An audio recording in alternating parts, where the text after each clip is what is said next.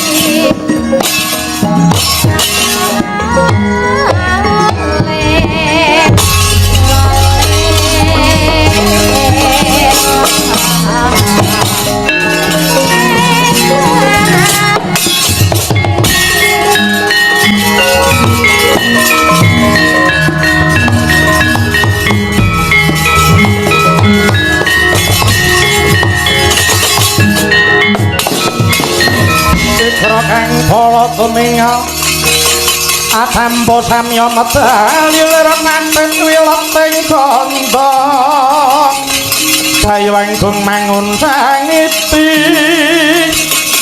Bendang sangat dimicil Latinya ngedali wus Kuta sura wilaga kaya buta singa regil Pasti jangga dendanya mengambak boyo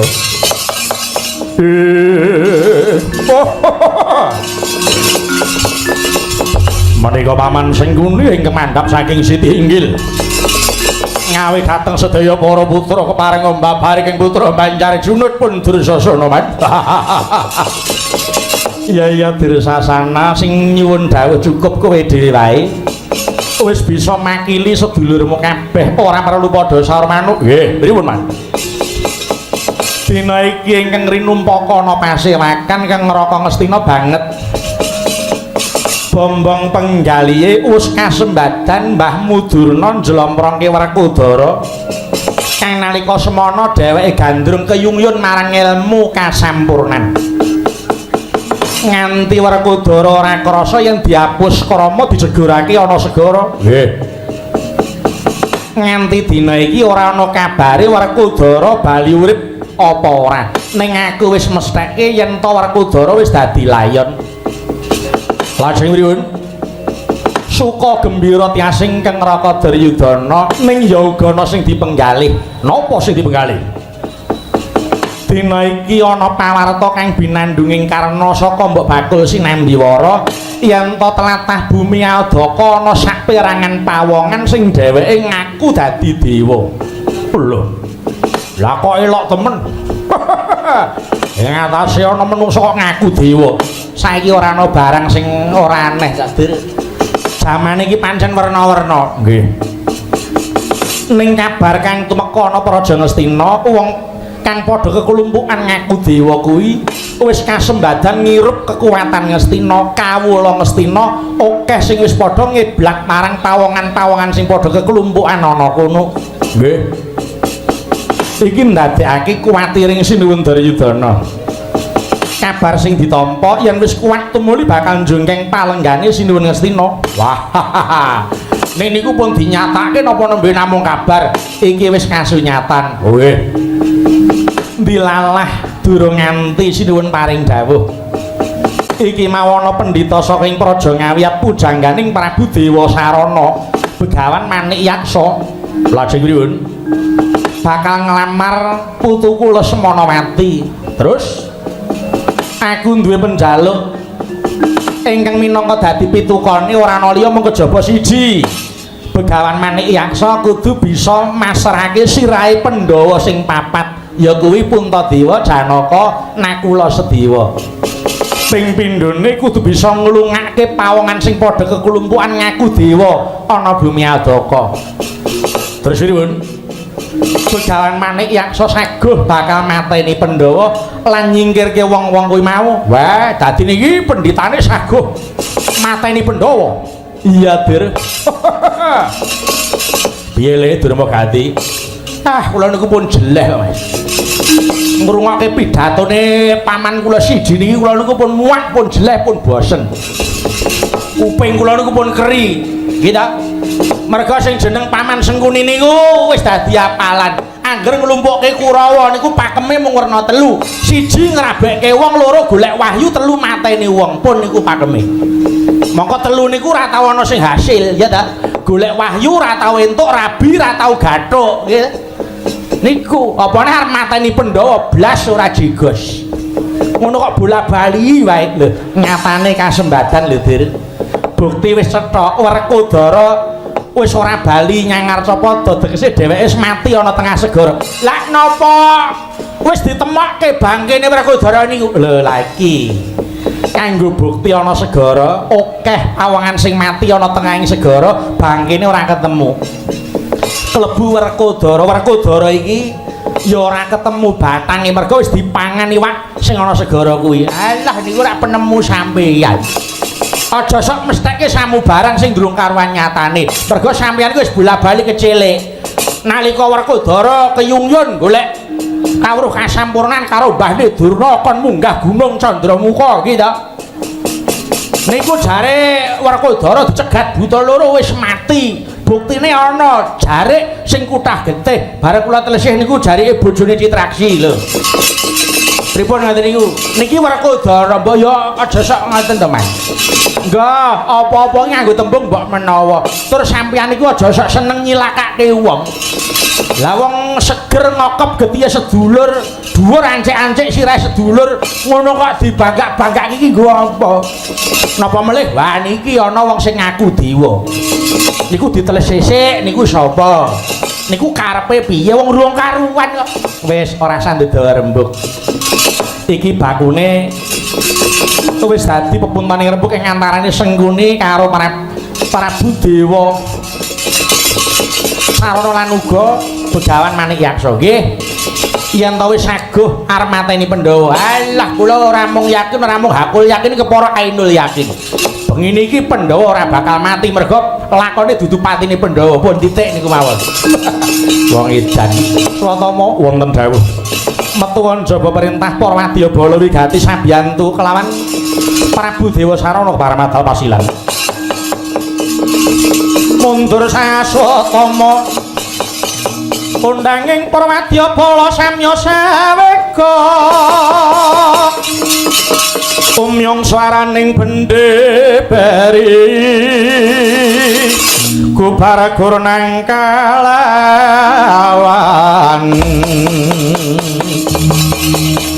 pok sur tambur miwang suling papandeng telutat pande ora miwah kakandha mawarna-warna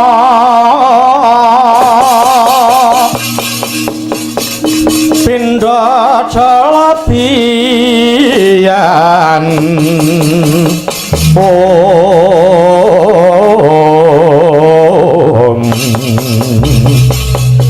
asri kawuryan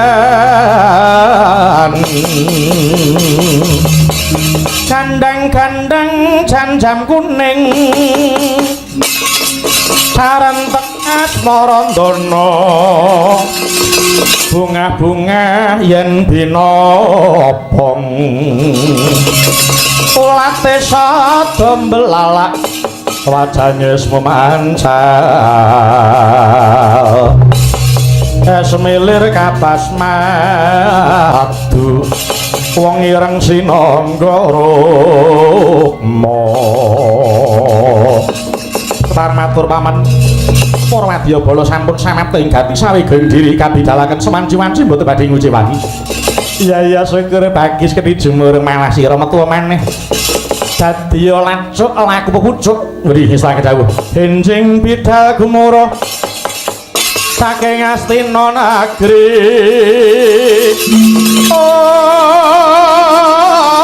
ong ingkang balakuswa prabusananira lir surya wedalira ta ing saleniti arasa mandhangi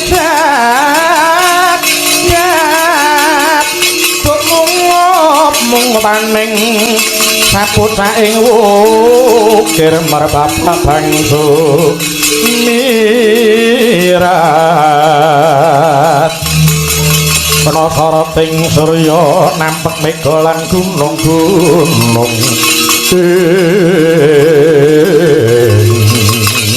wata kuwi mangkono bidaring para kurwen cinandra kaya tuwa buru kang hamikat peksi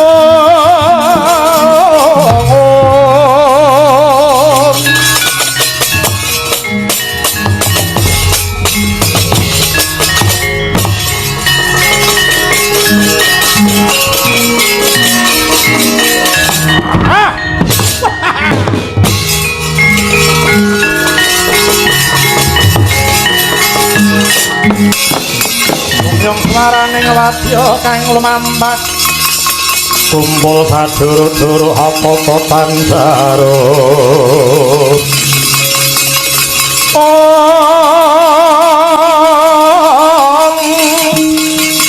teni ramat parana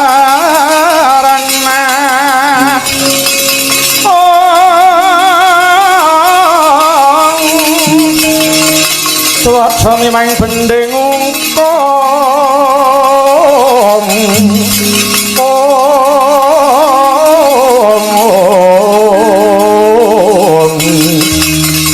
sang swatama kang minangka dudu ing Prawadya Bala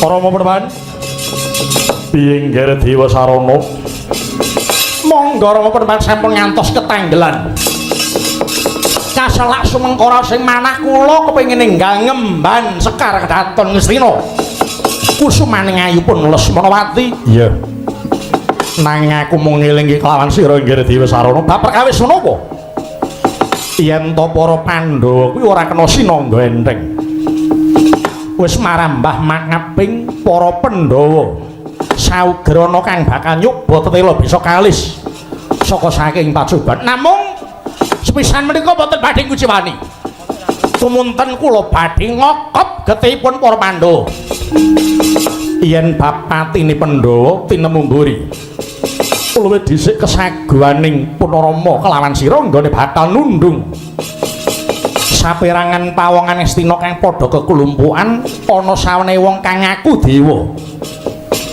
mulayu ngger tatan barismu kirapna wadya bala saka ngawiyat aja nganti karunden gawe patih Bramangkara wonten dawuh tumuli ketapna wadya bala ngawiyat aku kepengin ngeter sepira sidati kekuatane pawongan kang aku dewa iki